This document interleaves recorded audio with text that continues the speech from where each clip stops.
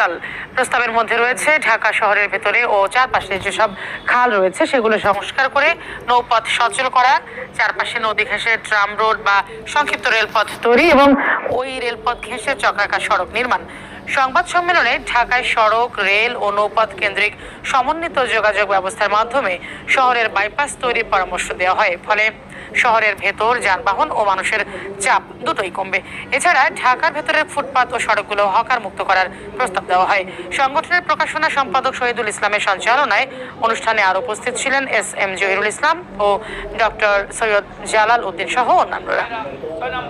চট্টগ্রাম থেকে আগত গাড়িগুলো দক্ষিণবঙ্গে যেতে চাইলে কাশপুর থেকে বাম পাশ ঘেঁষে রিং রোডও প্রবেশ করে সদরঘাট হয়ে গাবতলী দিয়ে যাবে এবং উত্তরবঙ্গে যেতে চাইলে ডান পাশ ঘেঁষে রূপগঞ্জ দিয়ে টঙ্গী চলে যাবে, যার ফলে ঢাকা শহরের ভিতরে গাড়ির সংখ্যা কমবে, যা যানজট নিরসনে উল্লেখযোগ্য ভূমিকা পালন করবে।